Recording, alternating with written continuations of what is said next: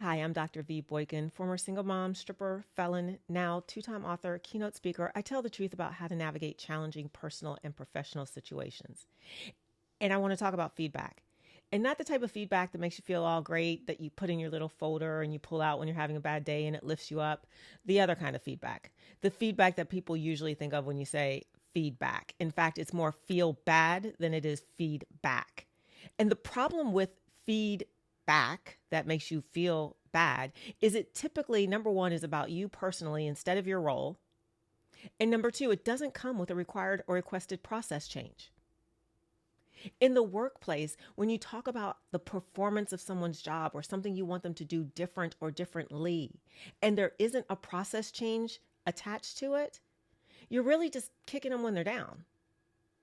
And if you think back to a lot of the times that you've seen other people get feedback, especially when you do it in a group setting, and it becomes about the person and not the process or the role, it can really slash someone to pieces.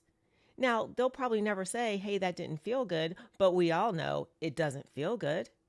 And even worse, when you come out of those discussions where they're discussing an individual instead of a process, or they're discussing a process or individual without a process change or recommendation attached to it, it's just a waste of time conversation.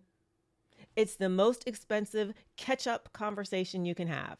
5, 6, 7 people, all their salaries for the hour or half hour that it's there, and nothing changes at the end.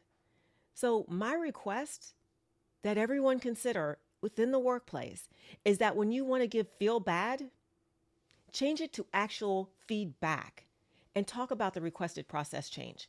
Talk about how it can be improved systematically. Talk about what the role could do differently, because nobody needs feel bad feedback. Nobody needs that. If it's something that actually needs to change, let's focus on the change so that it can be different, especially in a group setting. Especially in a group setting. So I'm not here for the feedback that feels bad. I'm here for the feedback that creates change.